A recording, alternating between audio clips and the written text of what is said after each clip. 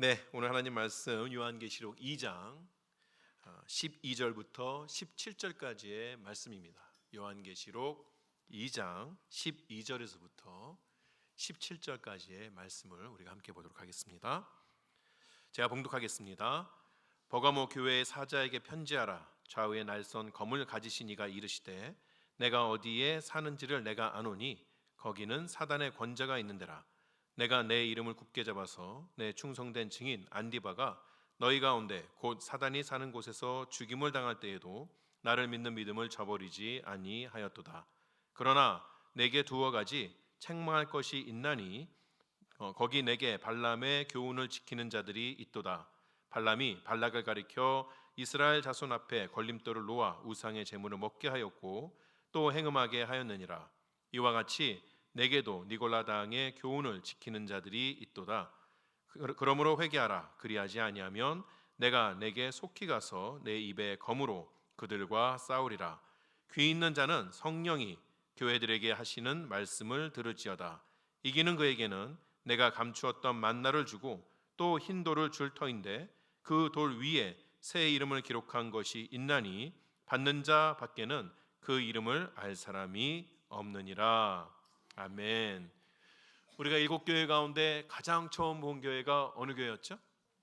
에베소 교회, 그 다음에 서보나 교회, 그리고 오늘 버가모 교회를 보려고 합니다. 버가모는 지금 현재 명칭으로는 베르가마라는 그 명칭으로 터키에 있는 땅입니다. 우리가 이전에 에베소를 볼 때에 이 버가모라는 도시에 대해서 여러 차례 말씀을 드렸습니다.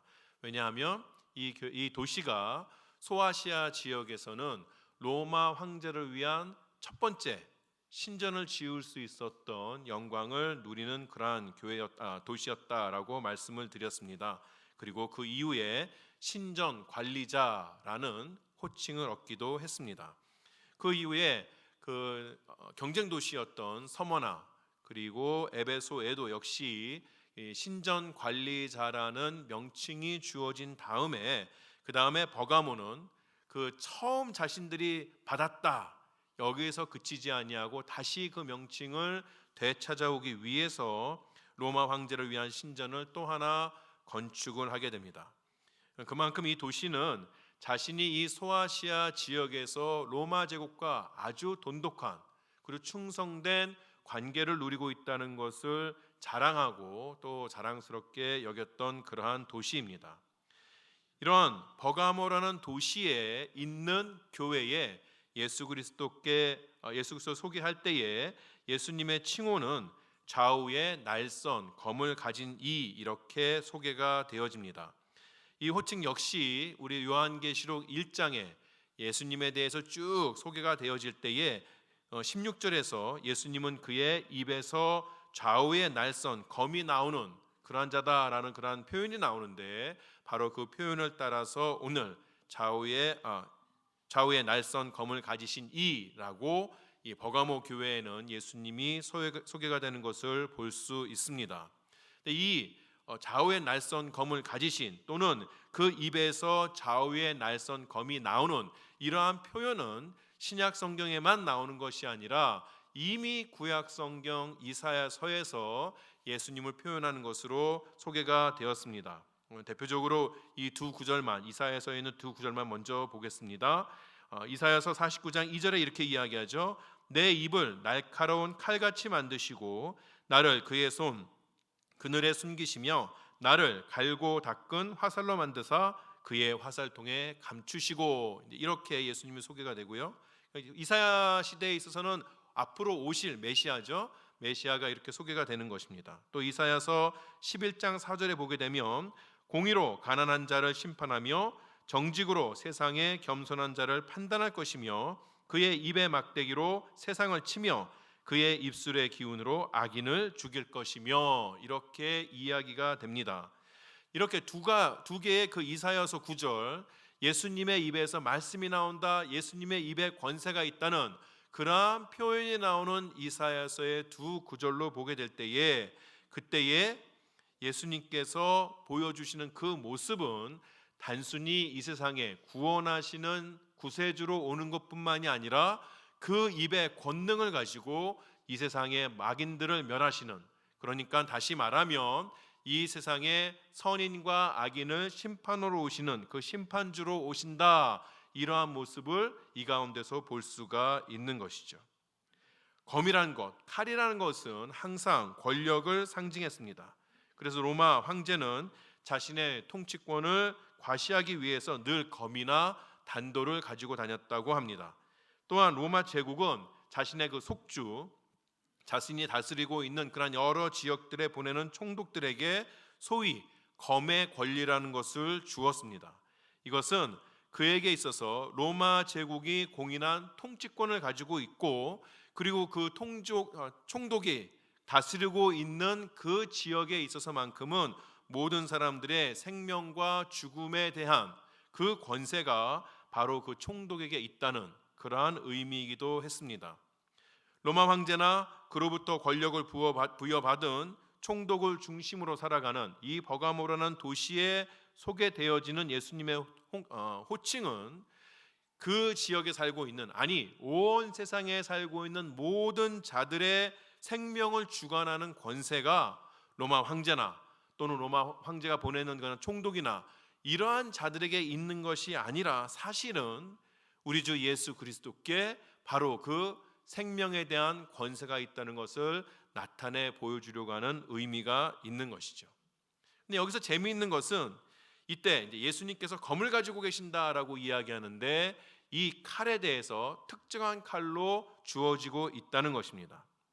예수님께서 좌우에 날선 검을 가지고 계시다는데 그 검이라는 것은 어떤 종류일까요? 서울에 가서 광화문을 가게 되면 이순신 장군이 딱 서 있죠. 오른손에 큰 칼을 쥐고 있습니다. 야, 저 칼을 휘두르려면 도대체 얼마나 힘이 세야 될까 싶을 만큼 아주 큰 칼을 쥐고 있는데 예수님께서도 그러한 칼을 쥐고 계셨을까요? 이 당시에 이제 로마 군병들이 사용하는 칼은 두 종류였습니다. 여러분 이제 로마 군병들을 영화나 그림 같은 데서 보게 되면 앞에 슬라이드에 있는 것처럼 이렇게 한 손에는 큰 긴 창을 들고 있죠. 스쿠툼이라는 긴 창을 들고 있어서 던지기도 하고 찌르기도 하고 있는데, 허리에 보면은 단도를 가지고 있습니다. 글라디우스라는 검입니다. 이 검을 가지고 싸우는 사람들이 글라디에이터 이렇게 되는 것이죠. 글라디우스라는 검을 가지고 있는데, 이것은 이제 글라디우스는 라틴어죠. 근데 이것을 헬라어로 쓰여진 그런 성경에서는, 신약 성경에서는 이것을 가리켜서 마카이라 이렇게 부릅니다. 여러분 가운데 보시는 그림, 그것이 이제 글라디우스 또는 헬라어로는 마카이라라는 그러한 검입니다. 우리 에베소서, 신약 성경 에베소서 6장에 보게 되면 하나님께서 주시는 전신갑주에서 나오는데, 그때 성령의 검 할 때 바로 쓰이는 것이 이 마카이라라는 검입니다. 그런데 오늘 본문에서 지금 요한계시록 2장에서 예수님께서 들고 계시는 검은 저 가운데 있는 마카이라라는 그런 검이 아니라 오른쪽에 있는 그보다 훨씬 더 큰 롬파이아라는 검입니다.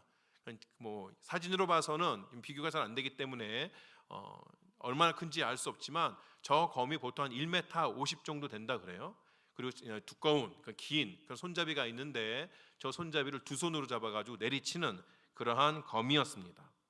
이 검이 얼마나 크고 강하게 만들어졌는지, 싸울 때에 힘 있는 자가 저 검을 가지고 아주 세게 휘두르면 보통 가지고 있었던 그 당시에 사용했던 방패들이 두 동강이 날 만큼 그렇게 아주 강력한 검이었다고 이야기하는 것이죠. 그 검을 지금 예수님께서 쥐고 계신다는 겁니다. 따라서 지금 버가모 교회의 심판자로 서 계신 예수님은, 우리가 보통 예수님 그려 있는 그림을 볼 때는 예수님이 참 말랑말랑하고 되게 사랑스러우시죠. 우리 천주교 캐톨릭 중세 시대에 있었던 그런 예수님은 주로 핏기가 없고 죽어가는, 도대체 힘이라고는 도대체 볼 수 없는 그러한 모습의 그러한 예수님이시고, 또 우리 기독교에서 20세기 초에나 이런 그림 보면 여러분 자주 보시는 것들이 어린아이를 다 이렇게 하고 인자한 모습을 입거나 또는 문 밖에서 아주 사랑스러운 모습으로 서 계신 그러한 예수님인데, 사실 요한계시록 2장에 나오는 예수님은 전혀 다른 예수님이라는 것이죠.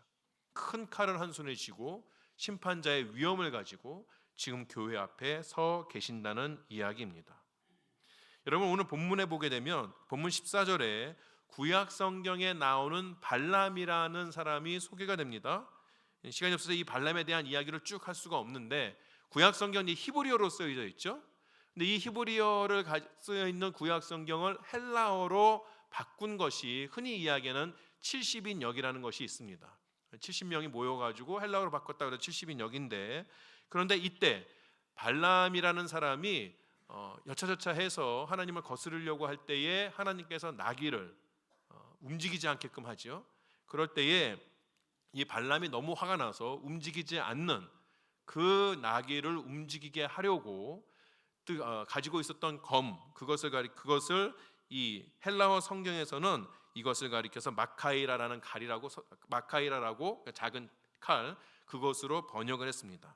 근데 후에 이스라엘이 발람을 죽이게 됩니다. 모압 병제에서 죽이게 되는데 그때에 사용했던 칼은 롬파이아라는 큰 칼로 헬라어 성경은 번역을 했습니다. 그러니까 이 70인 영을 해석했던 그러한 사람들의 마음에 이 발람을 통하여서 주고자 하는 교훈이 무엇이었냐 하면은, 사탄과 그의 무리가 하나님과 그의 백성들을 공격하려고 마카이라는 검을 들고 아무리 설쳐봐야 하나님 어떻게 하신다? 훨씬 더 강력한 롬파이아라는 그러한 검을 가지고 한 방에 다 처리하실 수 있다. 이러한 것들을 보여주시고자 했던 것이죠. 그렇게 예수님께서는 지금도 큰 칼을 쥐고 교회를 다스리시면서 보호하시고 계시는 그러한 분으로 소개가 되는 것입니다. 예수님에 대한 칭호가 이렇게 소개된 후에 바로 버가모 교회에 대한 칭찬이 나오게 됩니다. 먼저 예수님께서는 버가모 교회가 사는 곳을 안다고 그럽니다. 오늘 본문에 버가모 교회가 어디 산다 그러죠? 사탄의 권자에 살고 있다라고 이야기합니다. 그렇다면 여기 나오는 그 사탄의 권자가 무엇일까요? 가장 먼저 생각해 볼 수 있는 것은 우리 앞에서 말씀드린 것처럼 그 버가모라는 도시에 지어진 로마 황제를 위한 신전을 가리켜서 사탄의 권자다, 이렇게 이야기할 수도 있는 것이죠.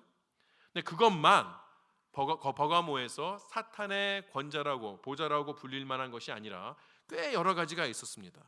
대표적으로 이 도시의 언덕에 보게 되면 아크로폴리스라는 곳이 있는데 사람들이 모이는 아크로폴리스가 있죠. 그런데 이 아크로폴리스 둘레에 수많은 신전들이 있었습니다.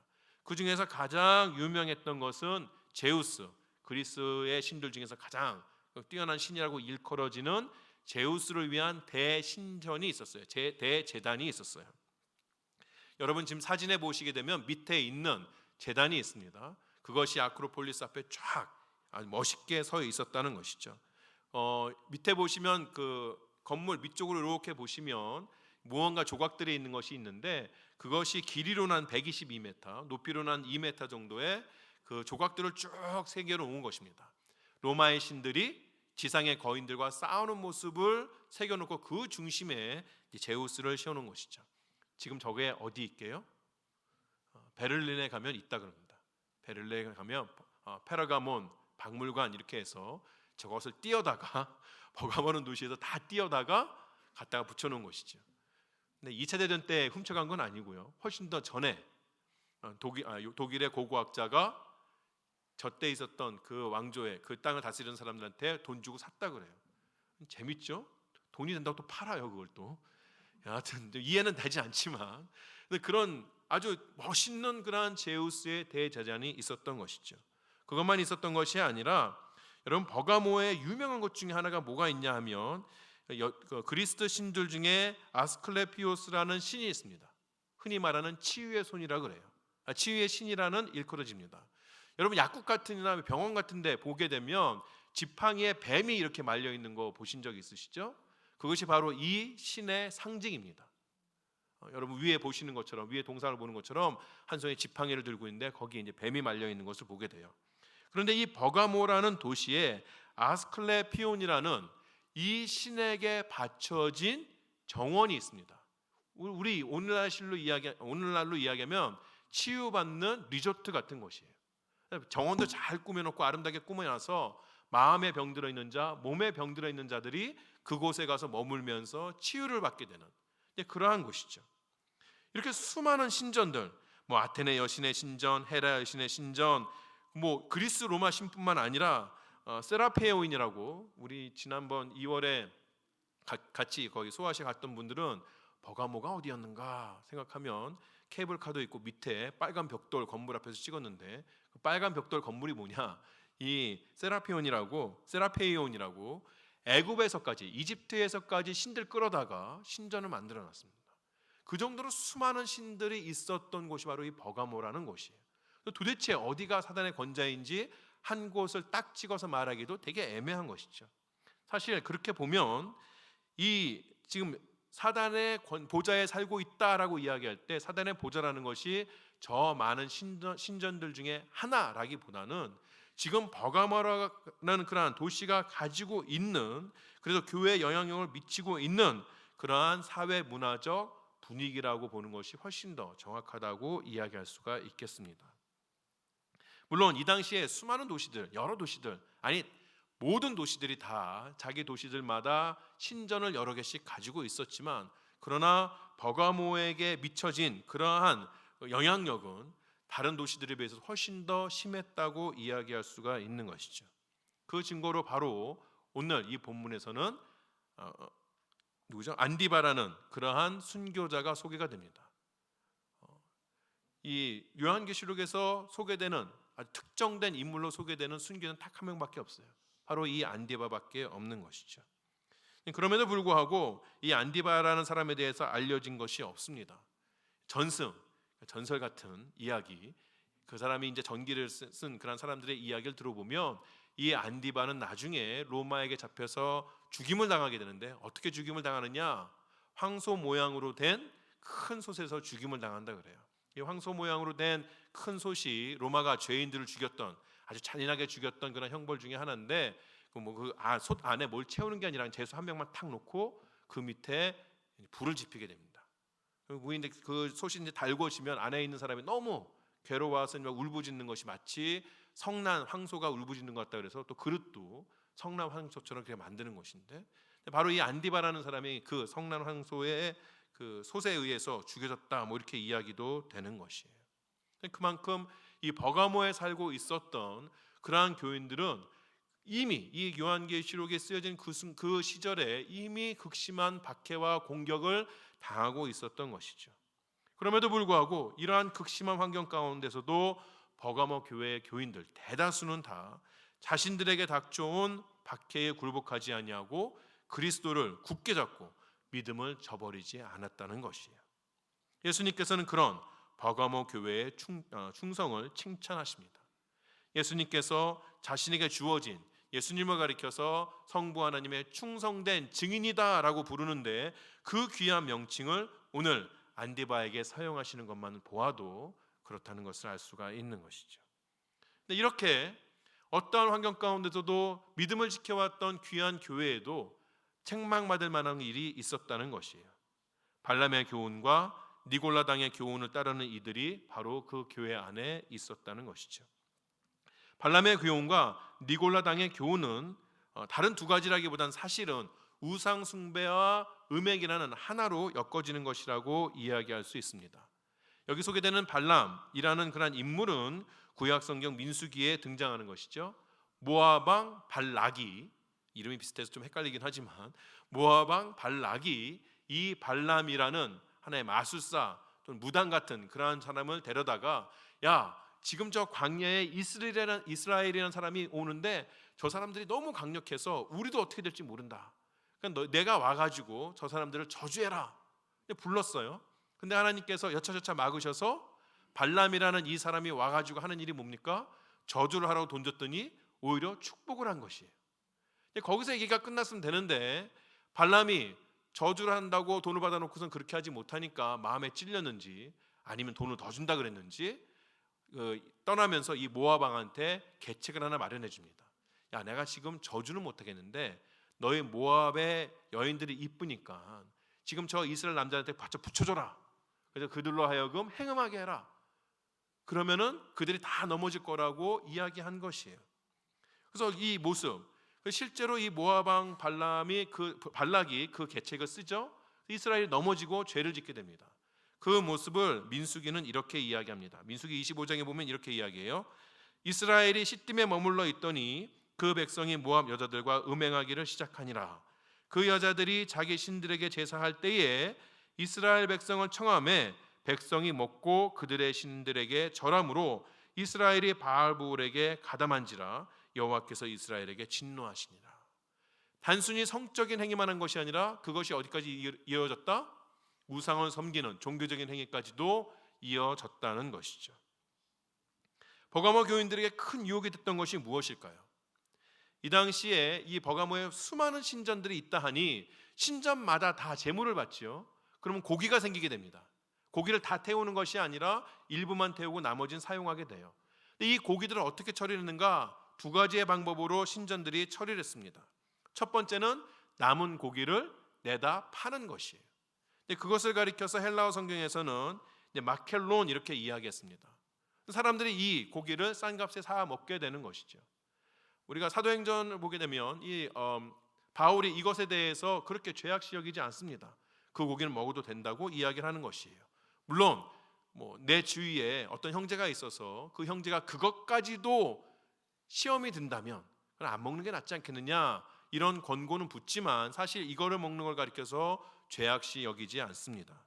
그런데 두 번째로 이 신전들이 남은 고기를 처리하는 방법은 그 제사, 이방 신들에게 제사를 드린 다음에 제사 드렸던 사람들이 그 자리에서 먹거나 또는 신전마다 그 옆에 식당을 운영을 하게 되는데 그 식당에서 함께 먹게끔 되는 것이에요. 돈 주고 사 먹는 것이죠. 이럴 때에 그렇게 그 고기를 먹는 그렇게 쓰여지는 고기를 가리켜서 여기 이제 에이톨로티톤 이렇게 이야기하는데 그렇게 고기를 먹는 것은 그냥 단순히 식사 한 끼 하는 것이 아니라 이방 신에게 드려지는 그러한 제사의 연장선상이라고 본 것이에요. 교회에서만 그렇게 생각한 것이 아니라 모든 이들이 다 그렇게 여겼다는 것이죠. 근데 이러한 이방 신전 옆에 있는 식당에서 그 고기를 먹게 될 때에 사람들이 다른 사람들을 초대했다는 것이에요. 그러니 버가모 교인들도 역시 계속해서 그러한 초대를 받게끔 되는 것이죠. 그 앞에 가서 제사는 드리지 않지만 제사 드렸던 그 고기를 그 옆에서 먹는 그 식사의 자리에 초대될 때에 버가모 그 교인들이 흔들릴 수밖에 없어요. 왜? 우리가 에베소 서문학교에서도 이야기한 것처럼 이 당시엔 그냥 그것이 하나의 종교적인 활동으로 끝나는 것이 아니라 정치적인 것이나 사회적인 것이나 문화적인 것이기 때문에 여기서 벗어난다는 것이 그렇게 우리가 생각하는 것만큼 쉽지는 않았다는 것이에요. 그러니 내가 거기 가서 제사는 드리지 않아도 밥은 한 끼 먹을 수 있지 않겠느냐. 교회에서도 시장에 내다 파는 그 고기에 무슨 영적인 의미가 있다고 그 고기 먹어도 된다 했으니 거기 가서 먹어도 똑같은 것이라고 생각하지 않겠느냐. 그렇게 자기 자신을 적당히 타협하면서 그 이방 신전 옆에서 먹는 그 식사의 자리에도 참여하게 되는 것이죠. 그뿐이겠습니까? 이러한 이방 신전에서 먹는 그런 식사의 자리에는 항상 성적인 유혹이, 성적인 음행이 같이 따라오게끔 됩니다. 아까 우리가 이 모압 평지에서 이스라엘 백성들이 지었던 죄처럼 우상 숭배와 음행이라는 것이 함께 이루어지는 그 자리에 버가모 교인들이 유혹을 받고 가게 된다는 것이에요. 우리도 그렇지 않습니까? 버가모 교인들이 얘기하는 거 보면 그럴듯해요. 그렇지 뭐 그 교회 아니면 그 고기 먹는 게 뭐 이렇게 대단하냐? 거기에 무슨 뭐 이방의 귀신이 씌우겠다 했느냐? 내가 제사는 안 드리지 않았느냐? 내가 거기 가서 전도할지 누가 아느냐? 내가 거기 가서 돈 많이 벌어가지고 교회 헌금 많이 할지 누가 아느냐? 우리도 적당히 세상에 타협하고 싶은 마음들이 끊임없이 일어나는 것이죠. 아주 눈에 분명하게 드러나는 종교적인 활동을 하지 않는다 하면 거기서부터 발생된 것이라 할지라도 적당히 세상과 어우러지면서 내 생활을 잘 할 수 있으면 되지 않겠느냐. 그러한 유혹들을 끊임없이 받게끔 된다는 것이에요. 문제는 뭡니까? 문제는 하나님께서 그것을 죄라고 여기신다는 것이 문제라는 것이에요. 버가모 교회 안에 이러한 사람들이 있다. 그것에 대해서 예수님께서 책망하시는 것이죠. 그리고 회개하라고 말씀하십니다. 회개하지 않는다면 아까 예수님께서 들고 계셨던 그 큰 칼, 그 큰 칼로 회개하지 않고 여전히 죄 가운데 남아있는 자를 심판하시겠다고 말씀하시는 것이에요.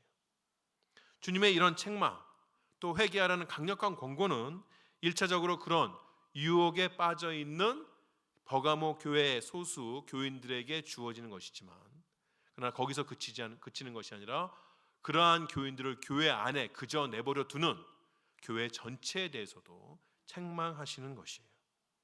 교회는 늘 죄의 누룩이 그 안에 거하지 않도록 노력해야 됩니다.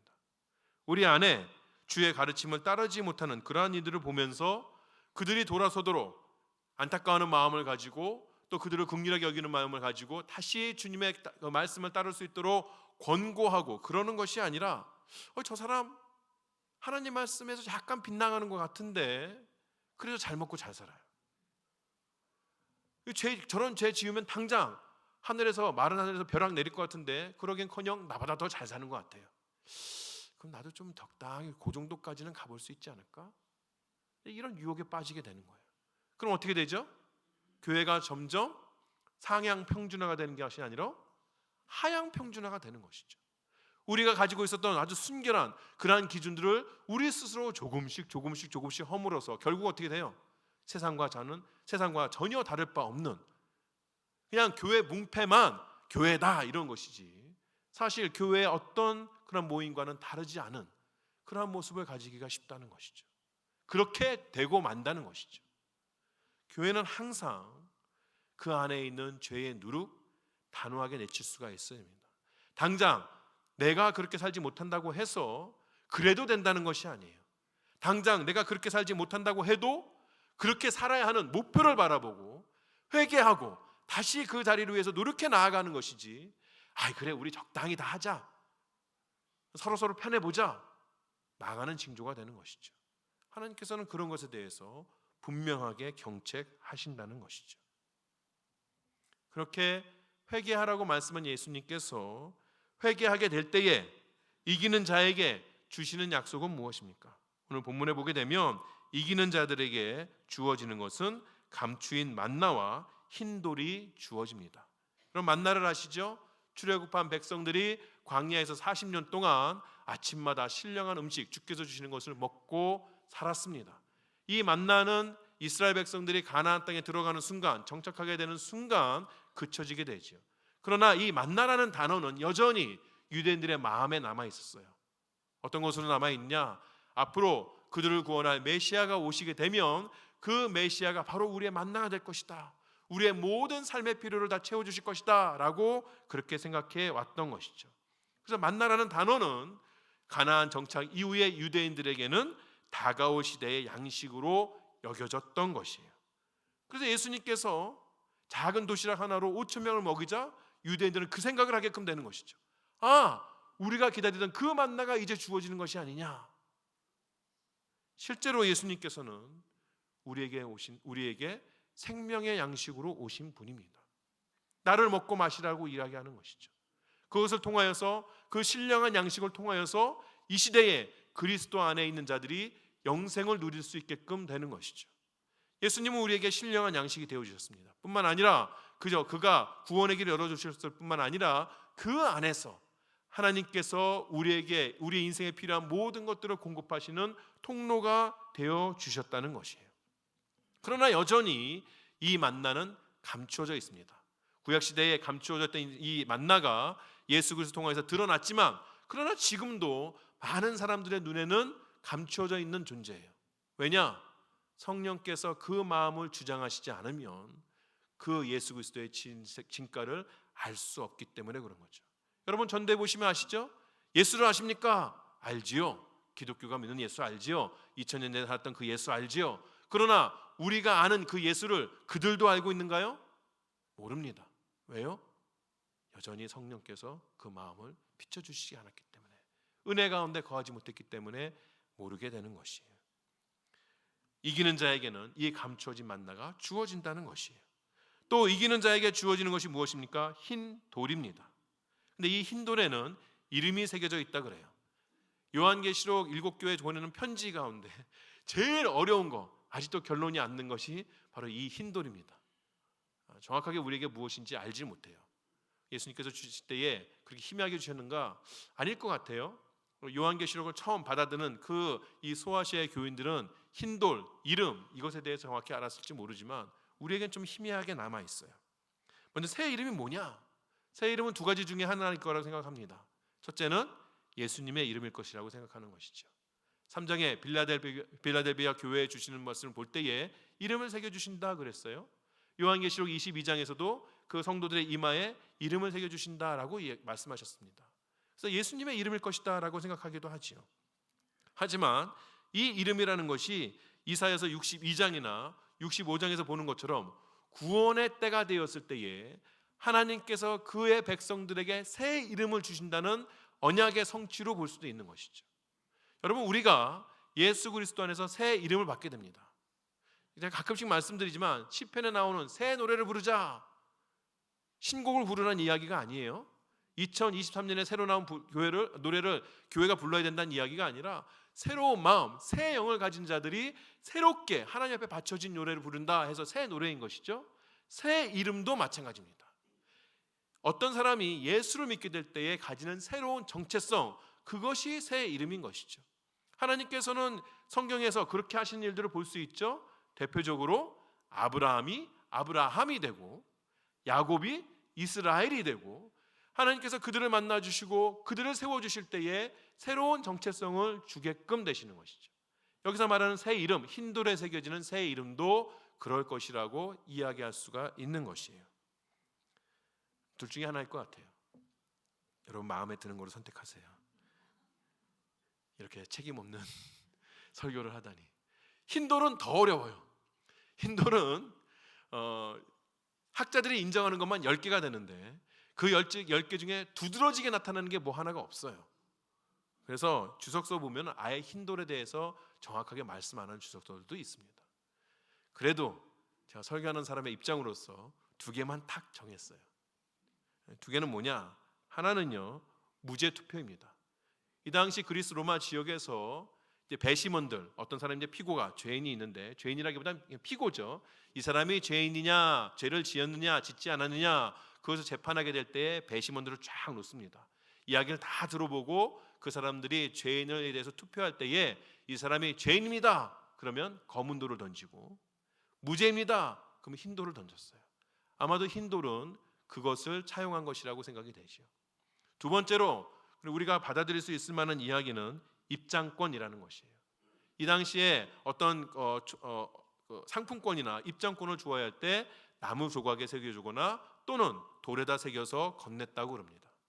아마 이 흰 돌이라는 것은 입장권이라고 생각할 수가 있는 것이죠. 어디에 오는 입장권일까요? 천국잔치에 오는 입장권일 것이에요. 그 이름을 새겨서 주는 것이죠. 내가 천국잔치에 초대가 되었다라고 주는 것이죠.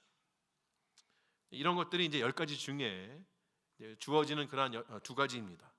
이처럼 흰돌이나 또는 새 이름에 대한 해석이 불분명하다고 해도 아주 정확하게 뭐다 딱 이야기할 수 없다고 해도 감추어진 만나와 연관해서 이야기해 보면 흰돌, 새 이름이 가지는 의미는 매우 정확하게 우리에게 정해집니다. 어떤 것인가요? 하나님께서는 박해 속에서도 자신의 믿음을 저버리지 않고 이기는 자에게는 예수 그리스도 안에서 새로운 정체성을 가지게 하시고 그 정체성으로만 들어갈 수 있는 그 천국 잔치에 참여하도록 하신다는 것이에요. 그것이 이 감추어진 만나 그리고 이름이 새겨진 흰 돌의 의미라는 것이죠. 이러한 소망을 약속으로 받은 그러한 사람들은 우상에게 바쳐진 제물을 먹는 그 자리에서 떠나야 하는 것이에요. 오로지 하나님께서 주신 신령한 양식으로만 만족하며 살 수가 있어야 하는 것이에요. 예수님께서 공생애를 시작하시면서 마귀의 유혹을 받으셨죠? 그때에 가장 먼저 받으신 첫 번째 유혹이 무엇이었습니까? 마귀가 예수님 옆에 나와서 40일 금식하신 그 예수님한테 내가 정말 하나님의 아들이거든 이 돌들로 하여금 떡이 되게 하라 그렇게 유혹을 했어요. 그거 먹으면 너의 배고픔이 사라질 것 아니냐, 너의 육신의 필요가 채워질 것 아니냐, 그렇게 유혹을 했던 것이죠. 그럴 때에 예수님의 대답이 무엇이었나요? 마태복음 4절에 이렇게 이야기하죠. 예수께서 대답하여 이르시되 기록되었을 때 사람이 떡으로만 살 것이 아니요 하나님의 입으로부터 나오는 모든 말씀으로 살 것이라 하였느니라 하시니. 사랑하는 세미양 성도 여러분, 예수 믿는 여러분은 다 나이키 신자입니다. 저는 아디다스 입고 왔는데요, 언더아머 입고 왔는데요, 그런 것이 아니고요. 제가 지난번에 첫 도시 에베소를 이야기할 때 그냥 시간이 없어서 잠깐 넘어가는데, 이기는 자, 우리 7개의 편지에 다 이기는 자가 나오죠. 근데 이기다라는 표현이 헬라어 단어가 니케오입니다. 여기서부터 이제 승리의 여신 니케, 영어식 발음은 나이키 이렇게 나오는 거죠. 승리하는 자를 쓰면 나이키, 아주 정확하게는 니키티스입니다. 그냥 쉽게 나이키. 여러분 나이키 신자예요? 다 나이키만 사입으라 하시는 건 아니고요. 근데 우리가 나이키 신자 맞냐? 아니 목사님, 우리는 아직 다 이기지 못했는데요, 아직도 죄를 짓는데요, 언제 또 유혹에 빠질지 모르는데요, 근데 우리가 어떻게 이미 이긴 자입니까? 어떻게 우리가 나이키 신자입니까? 그렇게 생각한다면 우리가 아주 중요한 것 하나를 잊고 산다는 것이죠. 여러분, 우리는 우리의 힘으로 이기는 게 아닙니다. 우리를 이기게 하시는 것은 우리 안에 계시는 그리스도의 능력이라는 것이에요. 우리의 구원의 모든 것들, 시작부터 끝까지는 다 그 기반에 무엇이 있습니까? 우리를 하여금 이기게 하신 하나님의 능력이 있다는 것이에요. 성령께서 우리 안에 역사하시고 계신다는 것을 우리는 기억할 수가 있어야 하는 것이죠.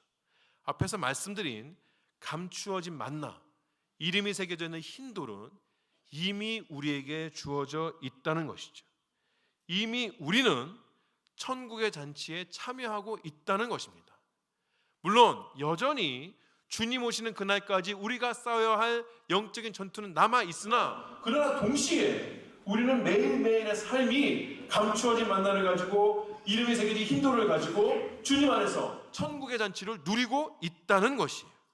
그러니 우리가 함께 보고 있는 이 7 교회에 보내는 편지들은 이길 수도 있는, 잘하면, 열심히 하면 승리를 쟁취하게 될 수 있는 그러한 자들에게 보내는 편지가 아니라 이미 그리스도의 이름으로 말미암아 승리한 자들에게 보내는 편지라고 말할 수가 있는 것이죠.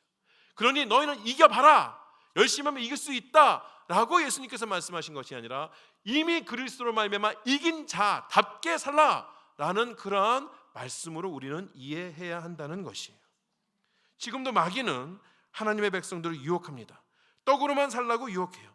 떡만 있으면 된다고 이야기해요.